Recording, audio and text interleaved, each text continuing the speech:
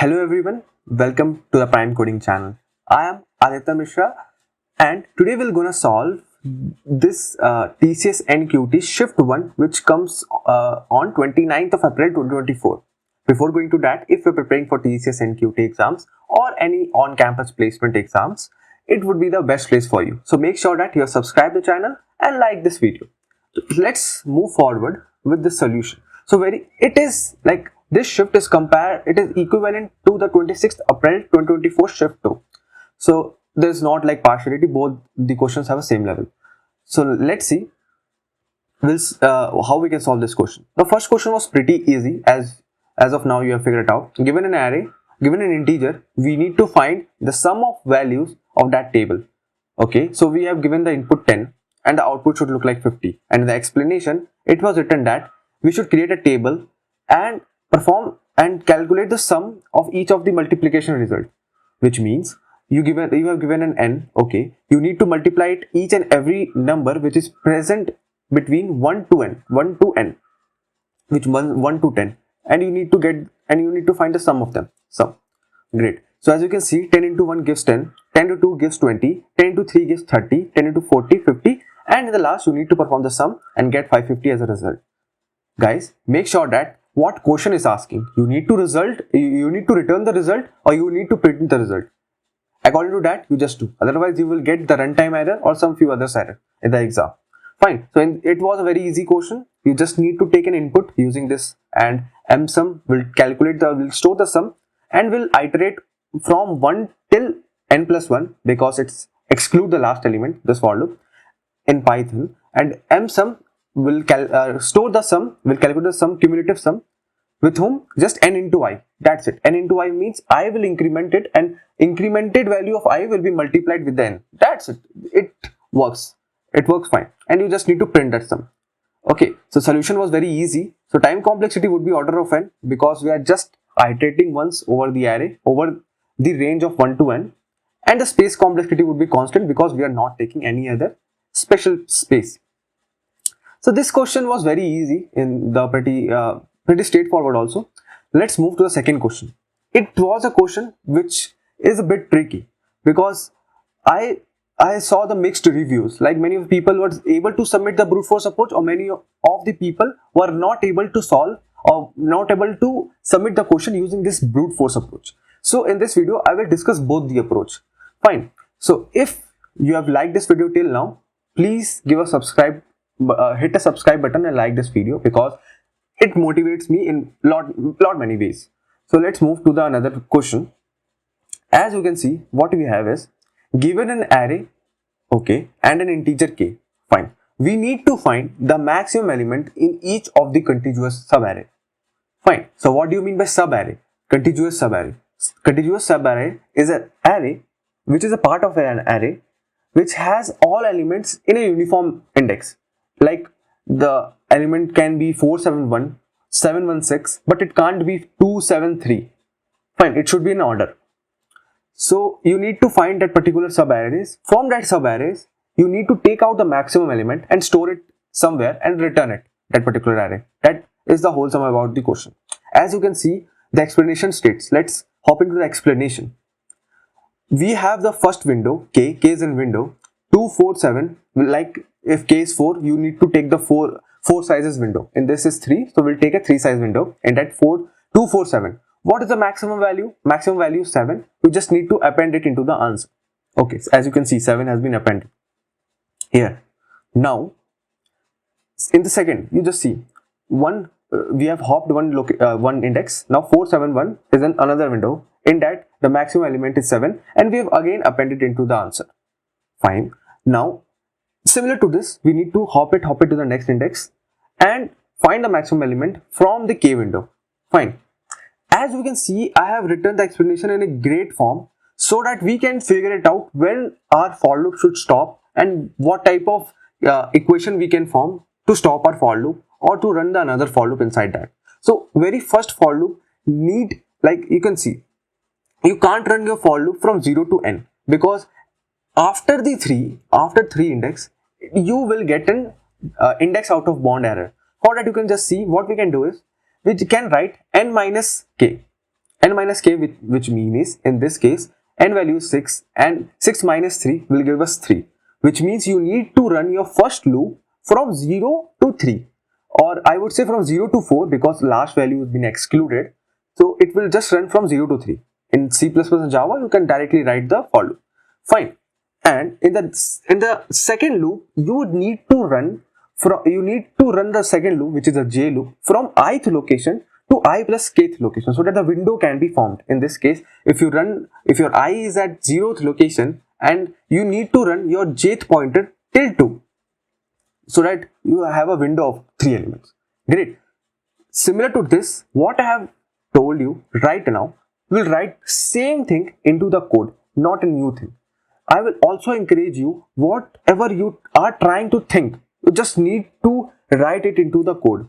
That's the first and foremost rule to solve a problem. Great. As this brute force is very easy to come up with, so many of the people have solved this question. So let's see this. Let's see the solution.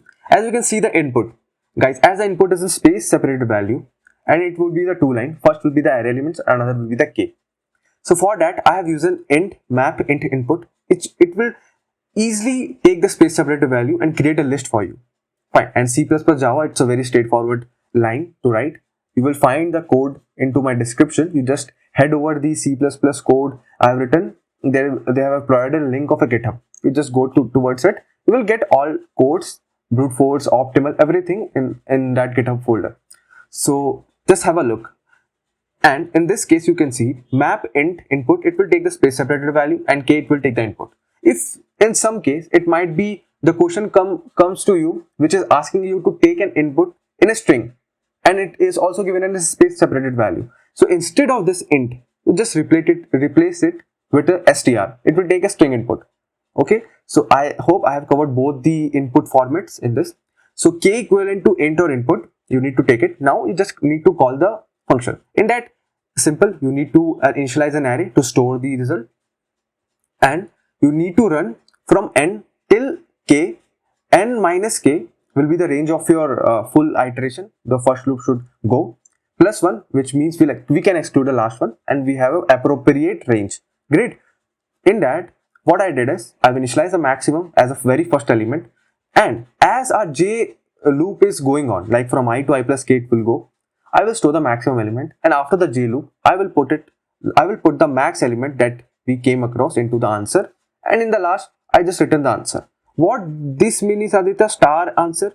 Because guys, just see the output format. It is also in a space separated way. So you need to return in the same order. If you return directly the array, then you will return in this format 777, and you will get the runtime error because it is not satisfying their condition. So you need to print it. Either you can use star method, or you can use like print for I 0 till n and print it I, comma, use the end keyword so that it will be printed like space separated. So this is a great way to write. Please learn this particular method and incorporate it to your programming skills, problem solving. Great. So yes, this brute force was typically easy.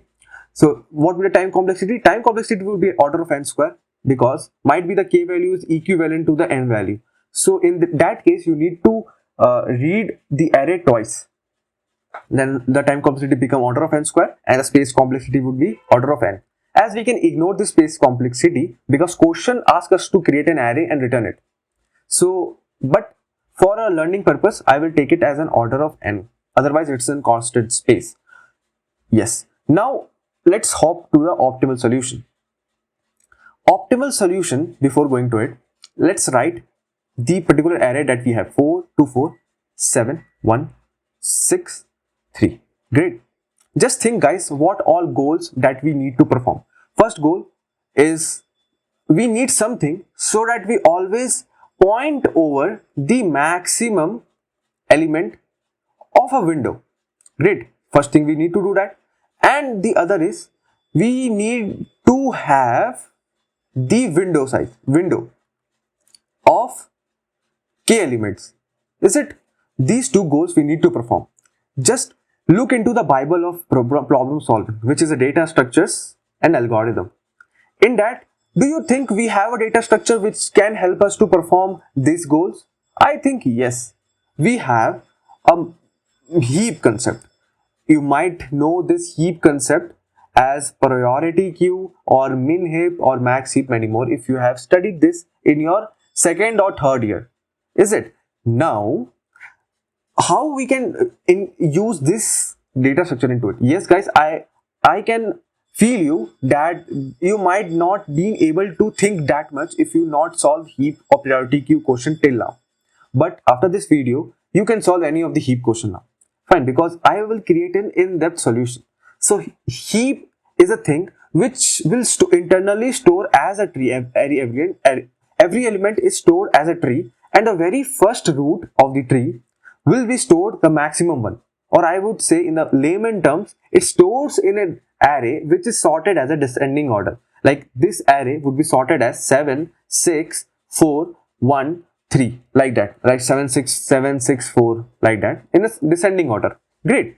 So our first task is over, and another task, we need a window. Okay, we'll put some formula so that we'll always have a window of a length k. Great. Now I hope I have cleared why we are using the heap concept, as because they are performing this. So guys, in priority queue, and the priority queue is a keyword or library where you can use this heap in Java and C++. But in Python, you need to use heap queue. Great, but in Python you don't have max heap. It's an inbuilt min heap, but there is a trick to use min heap as max heap. We'll discuss here. But the guys who are doing in C++ and Java, you can find the code snippet in the description. You just have a look. Great. So let's go through the code and we'll dry run soon. Great. So we'll create a heap. Before that, you need to import. What you need to import? The library heap queue. In that you can use the main heap. Before going to that, we just need to append the first k element into the heap. Okay, as a question, as the approach said, see guys, how I'm doing the dry run, you need to do in the same way. Fine, from 0 to 3 we need to append each and every element present in this window. Great, so we do that. But inside the heap, as you can see, for pushing inside the heap, we use a heap push keyword or function in heap queue, and the array that we have denoted as a heap, and what you need to push. In this case, I will push the element number with is index. Why index? You will get to know further afterwards.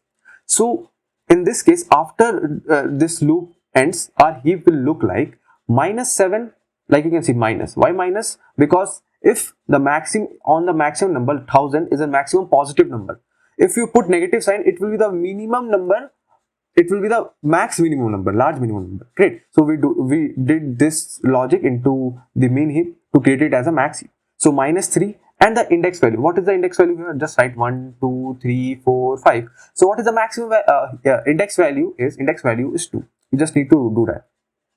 Great. After that, second element would be like 7 we have done. Now 7 will be given. Now it will be 4 minus 4 of 1 and -2 of 0.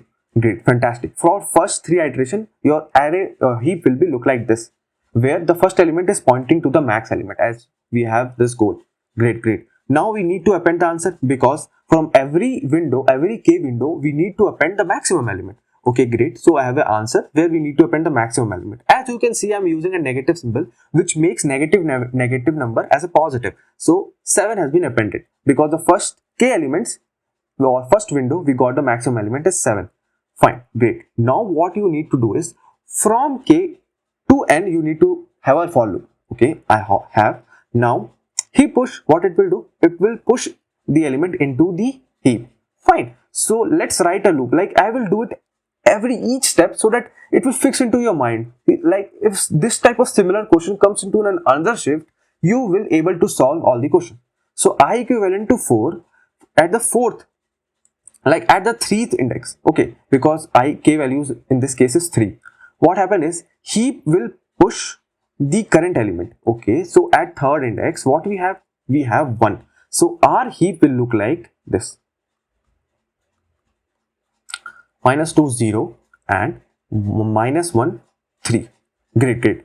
But Aditya, you will tell Aditya, we are exceeding the window. Guys, here's a trick. Here's a trick that we are using, and this trick can only be used in heap.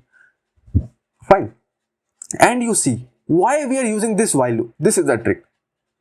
If we found that, because in the above, in the brute force approach, what we did is I plus k in the j loop, we are using I plus k to get the particular, like I should, like what we are doing, the loop should go to, start from I and go till I plus k, because we need a window. Great. Which means that I should always be less than I plus k, less than or equals to I, difference of I plus k, difference of I minus k. Great. If it satisfies this condition, like the present index is less than the difference of I and k, which means that the element should not be there inside the window. It should be the outside of the window. It's not belong to that window. Great. So this is the formula. This is a trick that you need to use in this question, that we are using it. Now heap, now check. Very first element you need to check. The first element, the first box or the list, the first index value, which is 2, is less than or equals to the current heap. Current index is 3, and current index is 3 minus 3 would be 0. Do 2 is less than equals to 0? No, it is not. So we'll move forward. Okay, great. So before moving it, we need to append the answer also, because from the new k window, we got the answer. So let me remove this, and okay, so we'll put the 7 as we are using negative again. Be careful guys, in Python, if you are using min heap as a max heap, be careful of this signs, otherwise we will get blunder. We will do the blunder in this code. So yes, now at I equivalent to 4, what happened is at 4th index, which element we have? We have 6. Great. So 6 will come after the 7. 4, now similar to 4, 1, now minus 2, 0, and minus 1, 3. Fine. Now you see what will be the, we have appended this value. Great. Now we need to check whether we are exceeding the window. Let's see whether the first element is still are inside the window or not. We'll check. So 2 is less than equals to 4 minus 3, which is 1.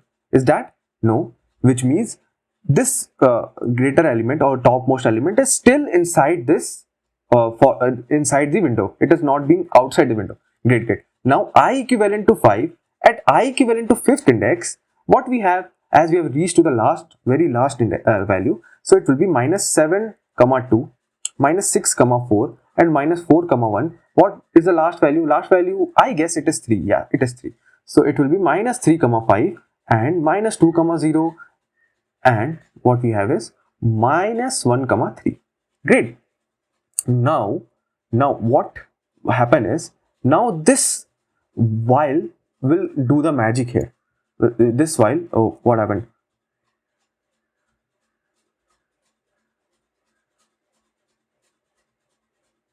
Now this while loop will do magic here. You see, like we'll change the pen so that it will be highlighted. Now while heap of I, what is the value of I? 2 is less than equals to the current ith index is 5 minus k is 3, which is equal to 2, which means that the first element is no more inside the window. It should be outside the window. You need to pop it out. For popping it, we use heap pop function to pop the element from the heap. So you need to specify the heap also. So we have popped this. Now we have left with these first element. Great. This first element. And from that element, you need to check.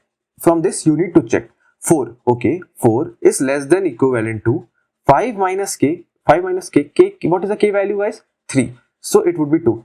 Yeah, 4 is less than equals to 2. Is that? No. Which means 6 belongs to the window. If it is belongs to, you just need to append the maximum value, 6. So yes, 6 will be appended. Okay, great.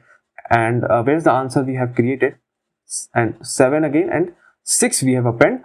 And in the last, the for loop has been opened over, as we have reached to the 5th index, will come out from this loop and will print this print star answer, as this will print 7776. Is that easy, guys? Like, this is the magic of heap that we used. The C++ and Java, guys, the code is very simple. You just need to go through the code snippet which is given in the GitHub. And for the Python, guys, I have explained the code very extensively. Guys, after doing this, after watching this solution, I will definitely recommend you to take pen and paper, write it by yourself. Then this concept will be fitted inside your mind. Great. Then the similar, because it might be a chances that the similar type of question can come in another shifts. So be careful for that. And a time complexity would be big of k log k. What this means is because the heap usually have a time complexity of log n. Great. It is a very optimal data structure, very optimal data structure. Now k log k, which means the first k element when we put inside the heap. So it takes k log k, and the another loop started from n minus k and it took log k to operate the heap. So the another was n minus k log k, and if we solve this further, we'll get n log k as an answer. Fine. So n log k will be the time complexity, which is very efficient, guys, as compared to the previous one, O of n square, because this approach will definitely be accepted if you write this. And O of k, space complexity O of k, which means in our heap should always have O of k input, or O of k as an storage array that heap we have created now above, and n minus k plus 1 is an array that we are creating it, the maximum number it will store. So the the space complexity will be equivalent to O of n. I hope, guys, you have understood this topic. If you are, it took much time to find this solution, guys. It was not an easy solution to be find, and after understanding, I'm explaining you. So please give us subscribe and like this video. Put your doubt inside the comment. I will happy to respond you back. And all the best for your preparation.